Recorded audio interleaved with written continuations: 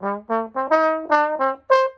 YouTube, welcome back to another video out here in the garage. I will be out here for the near future because I am now a dad as of 5 days ago. I don't know, I've lost track. Days don't matter anymore. But I thought with my limited free time, I'd make a video about another purchase I've made of another Bach. It never stops. I can't not buy Bachs. I think I would have to do the math. This is my 54th or 53rd, I'm honestly lost at this point, Bach trombone that I've owned. And I've also borrowed a bunch, so I'm like a gajillion Bachs. Why would I buy another one of these? Because I'm addicted, and there's no good reason for addictions. This happens to be an 80s 36B. Nothing crazy about it. It's got the regular weight slide, yellow crook, over sleeves, small shank, of course, because it's medium bore. It's got the normal rotor, closed wrap, and yellow bell. This is an 80s horn, so just post-corporation. I actually not looked up the serial number, but by and large, horns from Japan, where this one came from, are from the 80s. Obviously, Yamaha's been in Japan for a long time, and they made huge strides in the 70s and early 80s to make very good trombones. I've got one of my Yamaha Bachs right here. Obviously, they didn't come with Bach bells, but these are crazy good considering what was coming out in the United States at the same time. But even then, it's like a lot of different places. Stuff from outside the country is always cooler. And Bach was the brand to have in the 80s and a bit in the 90s. Bach exported so many instruments to Japan at that time that it actually influenced a lot of the problems we see in Bachs today.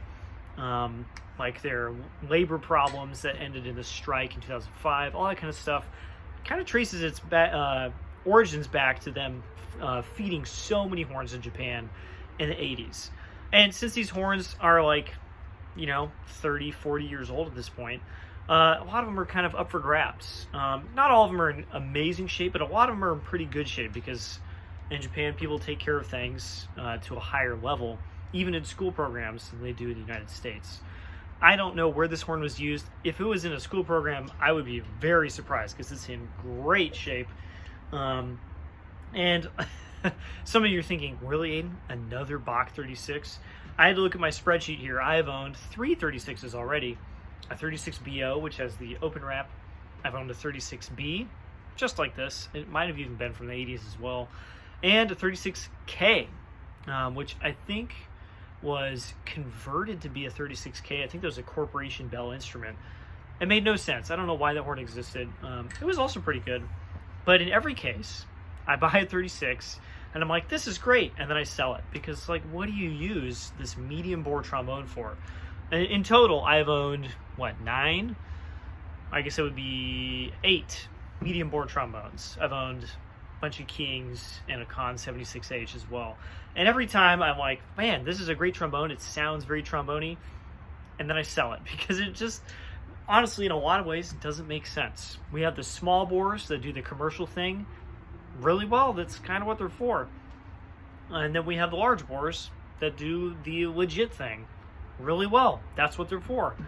And in between, we have these medium bore trombones. And it's not quite the same as the tweeners, as I call them, the instruments between large tenor and bass, of which I also own 3 right now for some reason.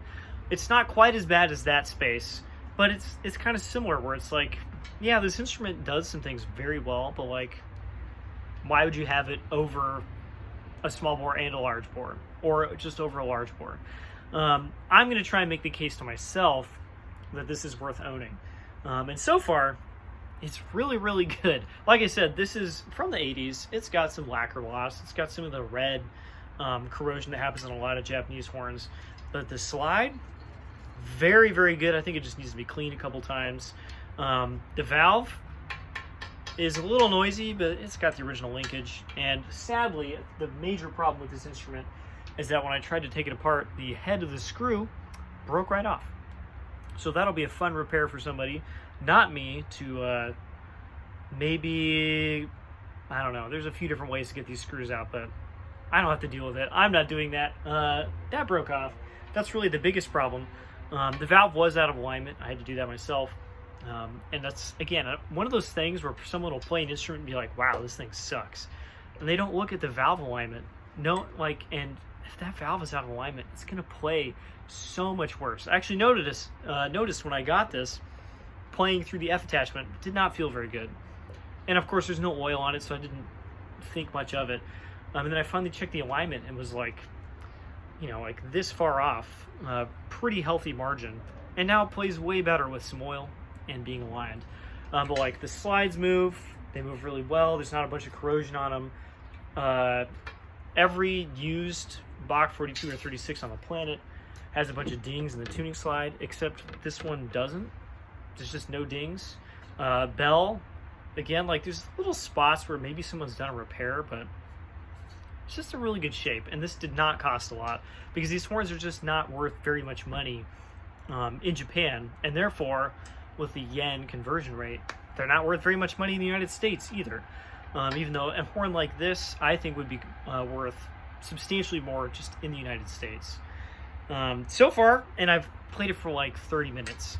Very impressed with this instrument. It's really cool. And kind of not half the reason, but a good percentage of the reason I got it is because Japan, like in so many ways, got stuff that we didn't get. And they got this really cool case with Bach trombones at the time. It's shaped, it's like got the anvil shape like the Edwards cases that came around the same time, late 80s, early 90s, except this doesn't weigh 45 pounds, and it's got the typical Bach coloring. It's got Bach written right here. It would have an emblem right here. The emblems come off at some point. It's got the real leather on the end. On the inside, we've got the usual trappings. You got the brown felt on the inside. You got a spot for 2 mouthpieces. It fits the horn really well. And again, this is light. There are no Bach cases that have ever come with any of their trombones in the United States that are light. The 70s cases, and previous to that, the Frenchies, as we call them, they're kind of shaped to the trombone. They're very small. Those are awesome cases. They're not very light, though. They don't take up a lot of space. I like Frenchies. I've owned several. I wouldn't actually use them to carry the trombone around because they're not going to be as protective as a modern case, but they're really nice. The later giant Bachs cases that replaced those in the 80s, they'd weigh like a gajillion pounds, and all the handles end up broken. I don't know if it's because they weigh a lot or what. But like the top and bottom always get misaligned, and like they just suck. They're bad cases. The later ones with the zippers, also super heavy and like just like unnecessarily large. And then the modern cases, which are very slim, they look very cool. They weigh like just as much as the old wood cases. And so you just never got a good stock case with a Bach unless you were in Japan at the time, because this is like such a cool case. I don't think it would fit open wrap instruments or ones with other valves. I think this literally fits straight horns, so 36, 42, 36B, 42B, and then it's got a little cutout that'll probably be difficult to see back here behind the tuning slide that I think would fit the small bore trombone. So this would actually fit 12, 16, etc.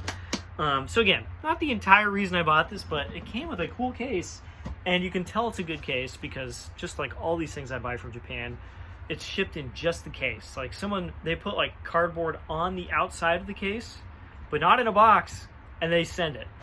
And that's the whole shipping. And sometimes when it's in a bad case, the horn arrives just beat up. Thankfully, Yamaha makes very good cases. And so when I buy Yamaha instruments, I'm usually not very worried because they're very well fitted. They're not super heavy, and they're usually specific to that instrument. But buying a normal Bach and a big heavy wood case, I just wouldn't do it because they mangle their instruments. This didn't. So that's my new 36B. Who knows when I'll get to play it. Obviously, I'm busy with other things for the next while, but kind of enamored with how this plays so far. And I'll see you all in the next video, which will happen at some point. That's all I got time for now. Bye-bye.